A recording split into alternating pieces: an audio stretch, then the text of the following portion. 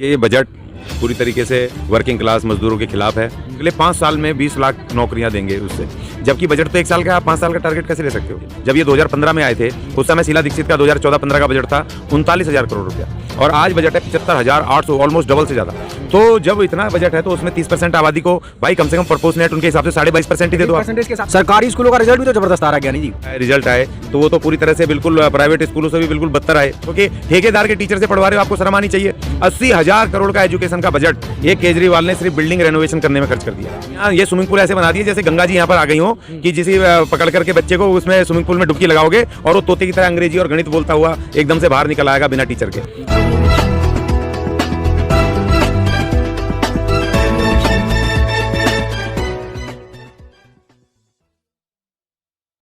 दोस्तों नमस्कार, मैं विकास एक बार फिर से जंतर मंतर पे और अशोक ज्ञानी जी मेरे साथ हैं और ज़बरदस्त बोलते हैं। और इस समय हम लोग बात करने वाले हैं। देखिए भैया जी अभी थोड़ी देर में हमारे लिए चाय भी लेकर आने वाले हैं, तो हमारी चाय भी हमारी आ चुकी है और हम लोग चाय की चुस्कियाँ लेते हुए बात करने वाले हैं। पता है किस पे? दिल्ली के बजट पे, क्योंकि आपको पता है देश में दिल्ली के बजट पे बड़ी चर्चा हो रही है।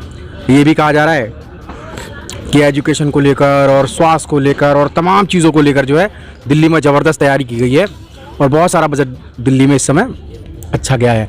और इसके साथ ही साथ जो SC ST OBC माइनॉरिटी तमाम लोग हैं उनके लिए बजट में क्या ध्यान रखा गया है, तो उसके बारे में भी अशोक ज्ञानी जी से जानेंगे। क्या कहेंगे सर, कैसा है दिल्ली का बजट, थोड़ा सा बताएं। देखिए, बजट पूरी तरीके से SC ST के विरुद्ध है, वर्किंग क्लास मजदूरों के खिलाफ है, महिलाओं को, बुजुर्गों को और दिव्यांगों को इसमें बिल्कुल कोई तवज्जो नहीं दी गई है।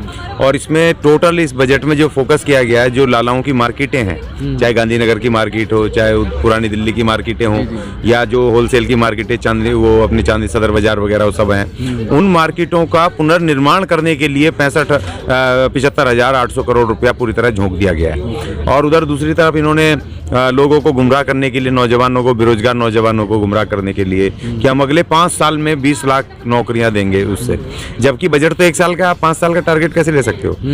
क्योंकि बजट जो है 5 साल का है और वो 1 साल का है और अगले बजट तो अलग आएंगे जिसमें कि आपको देना है। अच्छा, इसमें हमारे हल्ला मचाने से इन्होंने यमुना का भी थोड़ा सा लिया है कि यमुना सफाई पे जो ये 50,000 करोड़ खा गए, हम जो हल्ला मचा रहे हैं कि इस बार उसको यमुना को ठीक करेंगे, कुछ करेंगे, ये करेंगे। और इसमें और सबसे बड़ी खतरनाक बात ये हुई है, जो SC ST के अनुसूचित जाति जनजाति जो SC ST कंपोनेंट प्लान का पैसा आता था हर साल, वो अलग आता था, चाहे कम आता था, ज़्यादा आता था, अलग आता था, लेकिन अलग होता था, बिल्कुल अलग लिखा। लेकिन इस बार इसमें इसका जो खंड 1 है, पार्ट 1 इसका जो बजट भाषण का 175 पैरा है, उसमें 175 पैरा में इन्होंने केवल 2 पैरा में, एक तो भीम योजना के 160 करोड़ रुपया और 160 करोड़ सिर्फ, और उसमें भी जनरल शामिल है, उसमें जो 10% जनरल वाले वो भी शामिल हैं, और सिर्फ उसमें एक तो LLB और उसमें आपका IAS कोचिंग, UPSC कोचिंग, डॉक्टरी कोचिंग, इंजीनियरिंग, ये 4 कोचिंग के लिए वो पैसा है। अब 160 करोड़ रुपया, ठीक है ना। और उसमें कितने लोग कवर हो पाएंगे? 30, 40, 50 लोग, वो पूरा SC ST तो है नहीं। और दूसरी बात ये कि SC ST का कंपोनेंट प्लान का पहले महिलाओं का अलग होता था, बुजुर्गों का अलग होता था, SC ST का अलग होता था, दिव्यांगों का अलग होता था। इस बार इन्होंने क्या किया? SC ST OBC, दिव्यांग, आपका OBC नहीं, दिव्यांग, महिला और बुजुर्ग, चारों कैटेगरियों को एक साथ इकट्ठा करके 4,000 कुछ करोड़ रुपया एलोकेट किया, आवंटित किया। अब उसमें SC ST के पल्ले कितना पड़ेगा? वो तो बिल्कुल इन्होंने छुपा दिया, हिडन कर दिया। और दूसरी बात ये है कि दिल्ली में 30% SC अनुसूचित जाति की आबादी है, ठीक है ना। उसके बावजूद भी 75,800 करोड़, आज जब ये 2015 में आए थे उस समय शीला दीक्षित का 2014-15 का बजट था 39,000 करोड़ रुपया और आज बजट है 75,800, ऑलमोस्ट डबल से ज़्यादा। तो जब इतना बजट है तो उसमें 30% आबादी को भाई कम से कम प्रोपोर्शनेट उनके हिसाब से 22.5% ही दे दो, परसेंटेज के हिसाब से तो मिले 22.5% ही दे दो कि 22.5% उनका, तो वो उनको नहीं दिया है। उनका सब रोजगार का पैसा, उनका स्किल डेवलपमेंट का पैसा, उनको उनके इलाकों में खर्च करके उनको डेवलप करने का सारा कुछ नहीं दिया। उनका एजुकेशन का कुछ पैसा नहीं दिया उन्होंने। उल्टे लाला जी ने रिजर्वेशन डायरेक्ट खत्म कर दिया और बजट भी अब डायरेक्ट खत्म कर दिया, वो बिल्कुल जीरो हो गया। सबसे ज़्यादा रिजर्वेशन कैसे खत्म किया?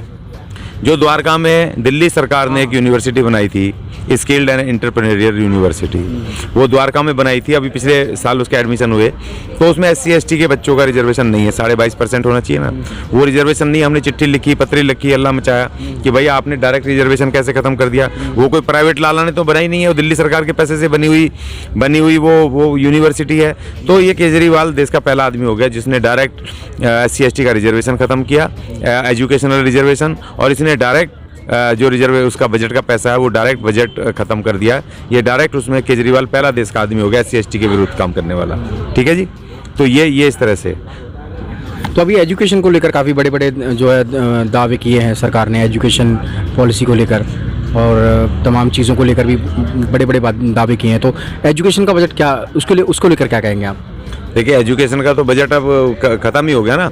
इन्होंने शुरू में करा 3-4 बजट करे, शिक्षा बजट, फिर पिछला बजट किया था राष्ट्रभक्ति बजट, याद है ना, ये बजट कर दिया रोजगार बजट। अभी नेता विपक्ष ने रामवीर सिंह बिदूड़ी ने अभी बजट के ऊपर जब भाषण दिया तो उसने पोल खोली ना एजुकेशन की। पिछली बार तो ये जो अभी बजट वो आया, रिजल्ट आए, तो वो तो पूरी तरह से बिल्कुल प्राइवेट स्कूलों से भी बिल्कुल बदतर आए, तो है ना। तो उसमें और दूसरी बात ये कि देखो, बिल्डिंगें बनाने से एजुकेशन में सुधार नहीं होता, स्विमिंग पूल बनाने से उसमें सुधार नहीं होता। अपने बच्चे को उसमें ताजमहल में ले जाके बिठा दो, किसी 5 स्टार होटल में बिठा दो, और वहाँ टीचर ना हो तो कौन पढ़ाएगा उन बच्चों को। हमारे समय में हम उसमें टेंट के स्कूल में पढ़ते थे, मगर बच्चे वहाँ पर टीचर परमानेंट थे, योग्य टीचर थे जो पढ़ाते थे, हमें पीट के पढ़ाते थे।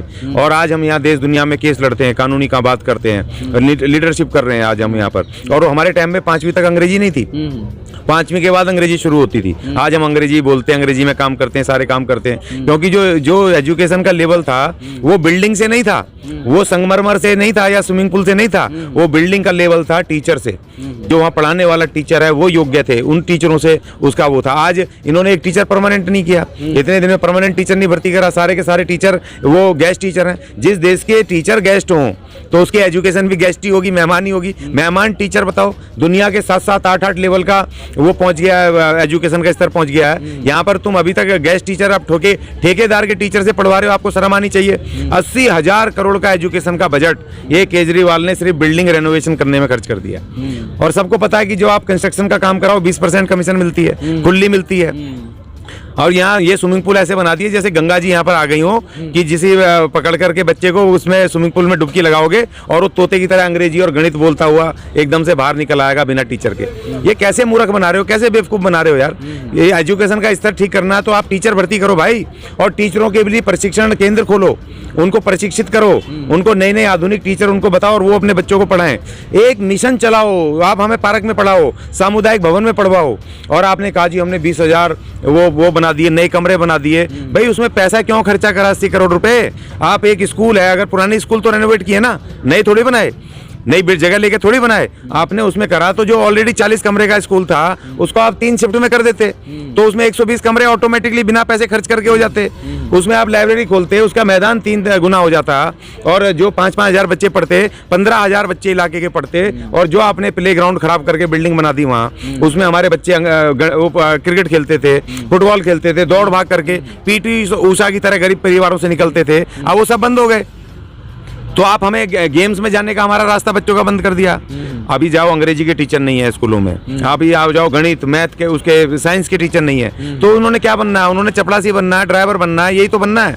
उन्होंने क्या बनना है? कलेक्टर, इंजीनियर, आपने IAS, आपने डॉक्टर, ये सब बनने के रास्ते बंद कर दिए, क्योंकि जब टीचर ही नहीं है पढ़ाने वाले तो कौन पढ़ाएगा। Delhi subordinate service selection board के बारे में क्या कहेंगे? देखो बिल्कुल उसमें भी जो आपने कहा कि उसने भी इन्होंने DSSB के इन्होंने कल बहुत सारी बखान किया उसमें, लेकिन उसमें बिल्कुल भी रोजगार नहीं दिए। हाँ, जो इन्होंने जो कुछ रोजगार दिए वो भी सिविल डिफेंस में अपने इन्होंने कैडरों को भर्ती करा, लेकिन उसमें भविष्य नहीं है, उसमें ग्रेजुटी नहीं है, पेंशन नहीं है, उसमें बुढ़ापे का कुछ वो संसाधन नहीं है। वो तो एक टाइम पास, एक टाइमिंग वो है जो उसमें अपने लोग लगाए। और इन्होंने 10 लाख रोजगार का वादा किया था 2015 के अपने मैनिफेस्टो में, और इन्होंने 138 जब वो लगी RTI तो 138 ठेके की नौकरियां दी। और अभी जो बार बार चिल्ला रहे हैं कि 230 इन्होंने कश्मीरी पंडितों की वो टीचरों की वो पक्की करी है जॉब, जब ये हंसे परसों उसके बाद जो उफान हुआ है तो वो भी पता चला कि झूठ बोल रहे हैं। सुप्रीम कोर्ट के ऑर्डर के बाद जब जा करके वो पक्के हुए हैं। और इन्होंने जब वो हाईकोर्ट कोर्ट से जीते थे केस, तो इन्होंने दिल्ली सरकार ने, केजरीवाल ने उसको चैलेंज किया था डबल बेंच में, और फिर उसके बाद सुप्रीम कोर्ट में चैलेंज किया था। इन्होंने नहीं किया, इनकी मंशा नहीं थी, वो तो सुप्रीम कोर्ट के कोर्ट ने कहा। और 230 आदमियों से कौन सी पढ़ाई हो रही है? 45,000 टीचर थे दिल्ली के 800 स्कूलों में, आज वो घट के 13,000 कुछ रह गए हैं, और बाकी सब ठेके के टीचर का काम कर रहे हैं। तो भाई ये 30,000 जो टीचर हमारे कम है, वो कौन भरेगा? एजुकेशन दीवारें पढ़ाएंगे क्या? वो पानी पढ़ाएगा क्या उसका स्विमिंग पूल का? या वो घास जो तुमने लगा दी है वहाँ पे, वो सुंदर सुंदर घास पढ़ाएगी क्या बच्चों को? कौन पढ़ाएगा बच्चों को? मास्टर भरोगे नहीं, क्योंकि आपको उसमें कमीशन थोड़ी मिलती। जो 50-60 हज़ार रुपये टीचर को पगार मिलती है, अपने घर ले जाता, तुम्हें थोड़ी देता है वो कमीशन। तुमने जो रेनोवेशन पे, बिल्डिंग बनाने पे, वो कॉन्ट्रैक्टर तुम्हें कमीशन देते हैं, वो थोड़ी देते हैं। तो कहीं ना कहीं आप देख रहे हैं इस समय कुछ तो गड़बड़ है दया दिल्ली के बजट में। और इस अज्ञानी जी ने जो लगातार जो चीज़ें कही हैं वो आपने देखा होगा, स्पष्ट बोलते हैं सारी चीज़ों पर रखकर, चाहे दिल्ली का बजट हो या तमाम मुद्दे देश में हो, उस पर अपनी बेबाकी राय रखते हैं, और इसीलिए वो जाने भी जाते हैं। आप क्या सोचते हैं दिल्ली के बजट के बारे में? कमेंट में ज़रूर लिखें और बताएं कि अशोक अज्ञानी जी की बातें कितनी सत्य हैं। तमाम खबरों के लिए आप देखते रहिए जस्ट टीवी इंडिया।